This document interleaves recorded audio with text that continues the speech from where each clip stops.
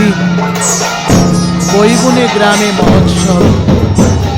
অশ্বিনী গোসাই হরিচাঁদের নাম করতে করতে উদাসীনভাবে পথ চলছে। পথ চলতে চলতে হঠাৎ পায়ে আঘাত লেগে মাটিতে লুটিয়ে পড়লেন। দেখতে দেখতে গোসাইয়ের পা ফুলে উঠল, চলার কোনো শক্তি নেই।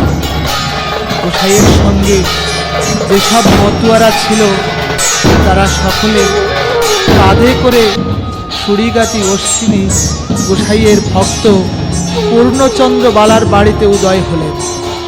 সেখানে উপস্থিত হলেন কার্তিক বিশ্বাস ও নীলরতন গোসাই।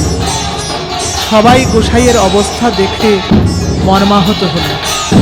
অশ্বিনী গোসাই পূর্ণচন্দ্রকে ডেকে বলছে, বহুদিন হলো মাকে দেখি, মাকে যে বড় দেখতে ইচ্ছে করছে নীলরতন।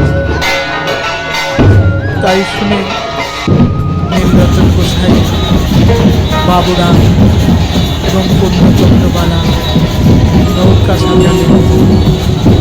অশ্বিনী গোসাইকে নিয়ে নৌকায় করে গঙ্গা চন্ডায় উপনীত হলেন। নৌকা ঘাটে লাগার সঙ্গে সঙ্গে বাড়ির সবাই ঘাটে এলেন। নাতি অমূল্যকে কোলে করে মা ঘাটে এসে দাঁড়িয়ে কাঁদছে। অশ্বিনী গোসাই ধীরে ধীরে নৌকা থেকে নেমে মায়ের পা ধরে কাঁদতে লাগলো। মা, আমার সময় হয়ে গেছে, বিদায় দাও মা।